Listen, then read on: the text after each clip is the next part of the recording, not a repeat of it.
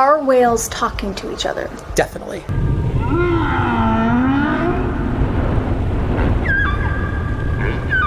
Where researchers at Project SETI are using artificial intelligence to decode the clicks. It has been ages since scientists have been researching whales, and over the years, some shocking discoveries have been made. But it is nothing compared to what Grok AI just decoded about whale communication. Although the idea of whales having a language is not new, Grok AI has now interpreted those sounds, bringing years of speculation to an end. So what exactly are whales saying, and what could this discovery mean for humans? Stay tuned as we uncover the mysterious language of whales that has remained a mystery for years. How scientists discovered whale communication. Researchers studying whale communication used Grok AI to analyze their findings before conducting an unusual encounter off the coast of Alaska. A female humpback whale named Twain came toward the boat and began responding. What made the encounter unusual was how long it continued. For about 20 minutes, Twain exchanged calls with the researchers, responding again and again as the recording was played. That alone was interesting, but the timing of Twain's responses made the encounter even more remarkable. And then came the moment that changed everything. According to the report, the whale did not simply make random sounds while the researchers were playing the recording. She responded after the calls and appeared to wait during the pauses. The exchange involved repeated turns between the researchers and the whale. To the scientists observing the encounter, this raised an important question. Was Twain actually responding to the signal in a meaningful way? Well, the interaction showed that whales could take part in carefully timed vocal exchanges. That discovery fits into a much bigger effort to understand what whales are doing when they communicate. One of the scientists involved in this wider field is marine biologist David Gruber. While studying recordings of sperm whales, Gruber became interested in the strange clicking sounds the animals produced. The clicks did not sound like human speech, but they contained patterns that seemed worth studying. At one point, cryptographer Shafi Goldwasser listened to recordings and noticed similarities between the repeated structure of the clicks and the kind of patterns that can be studied in coded communication. Suddenly, the question was no longer simply what a whale sound looked like on a recording. Researchers wanted to know whether there was a deeper system hidden inside those sounds. That question helped push researchers toward artificial intelligence.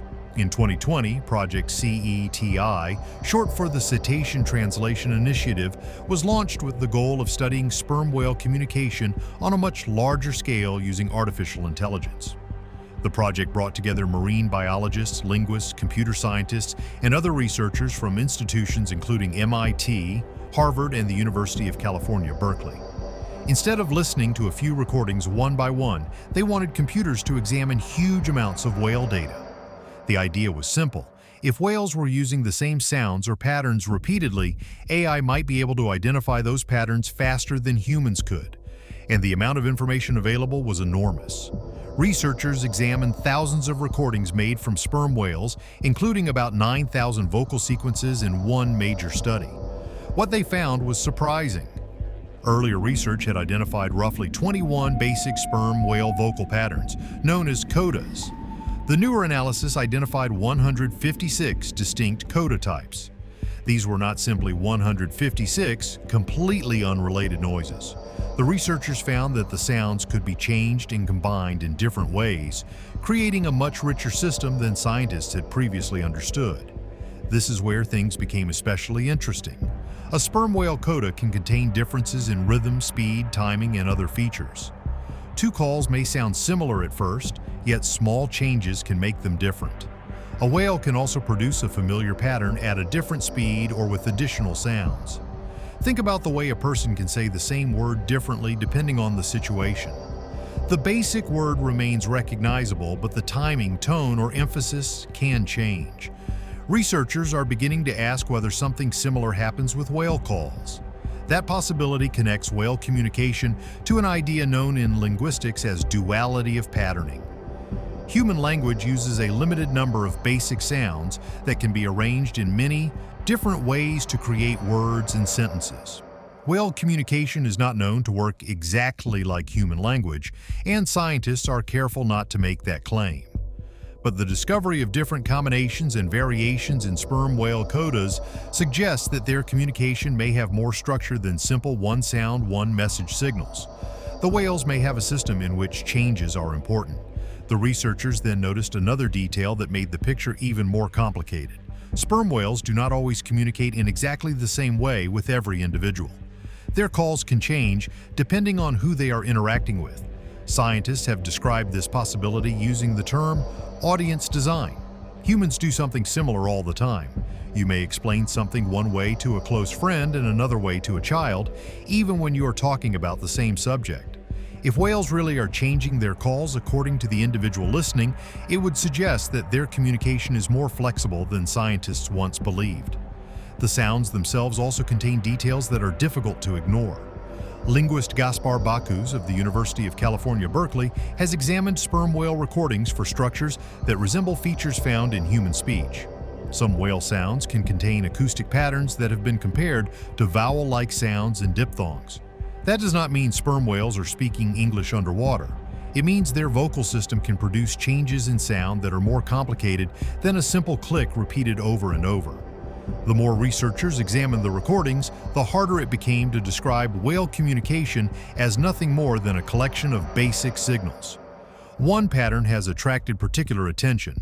Researchers have observed a common sequence called the 1+1+3 coda among Caribbean sperm whales.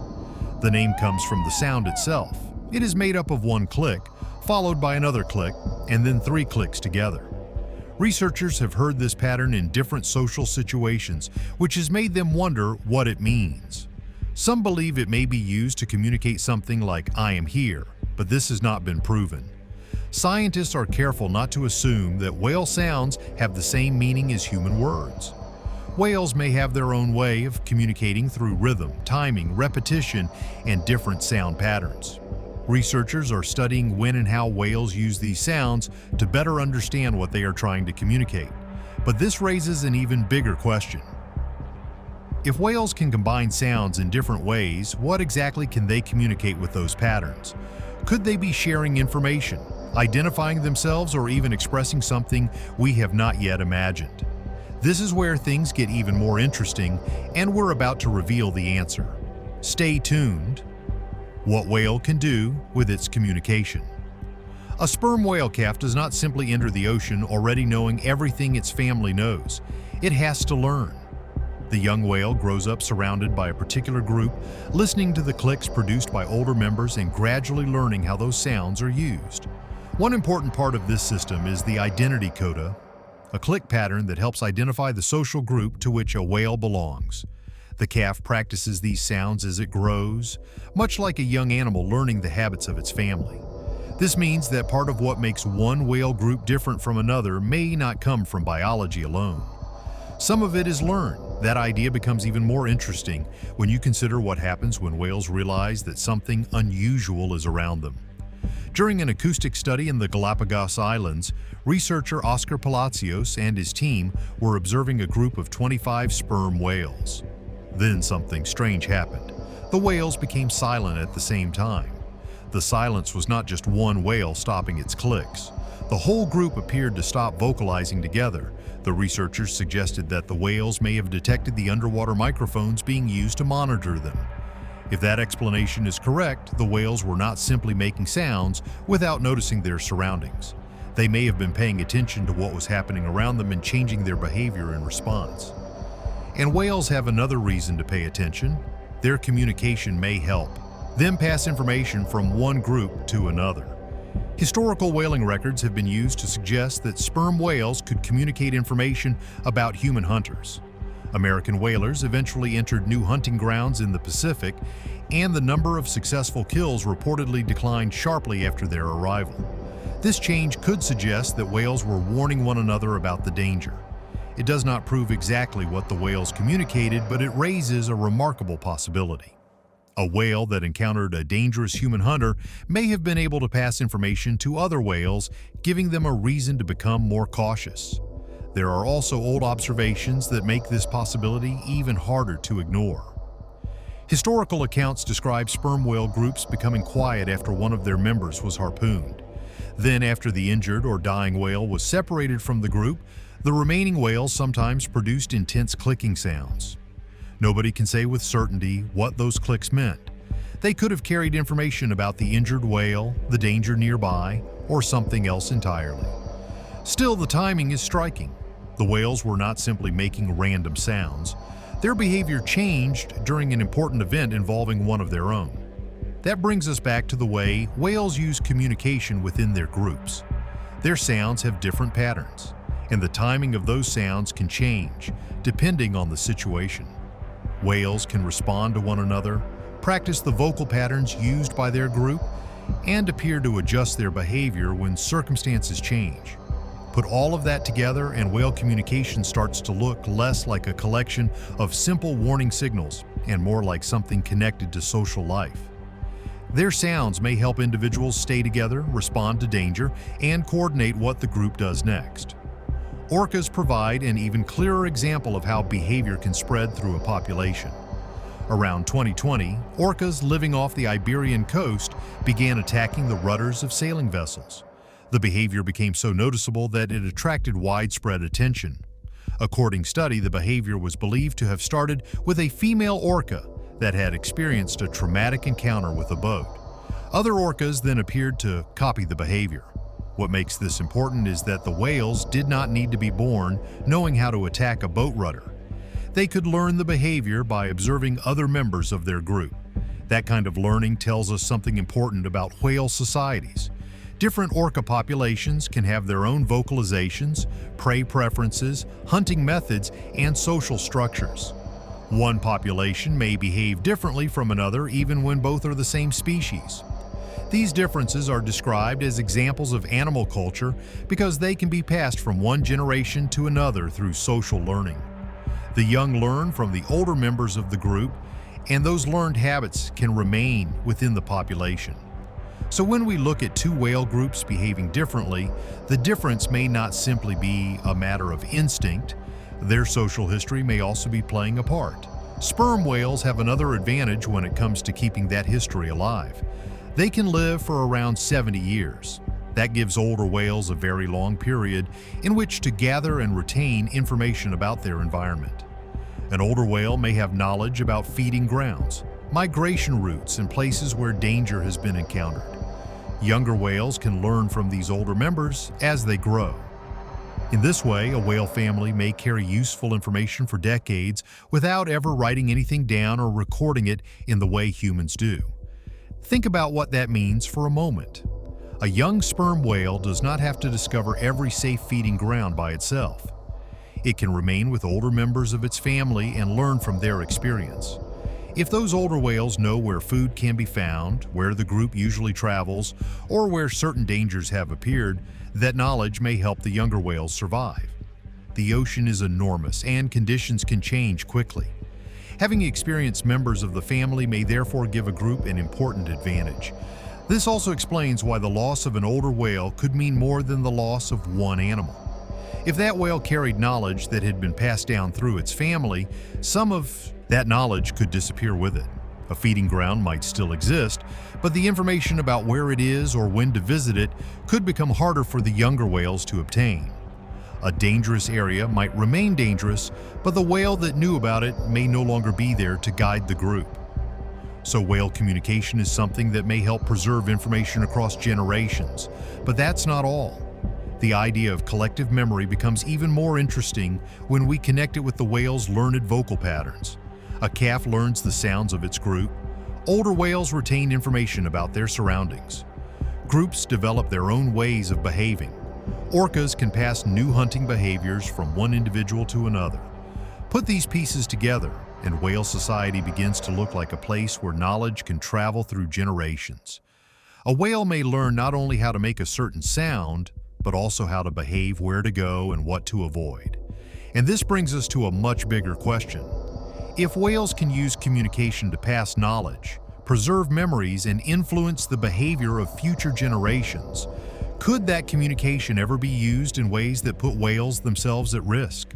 And if whales are able to share information across groups and generations, could there be anything in their communication that might affect humans as well?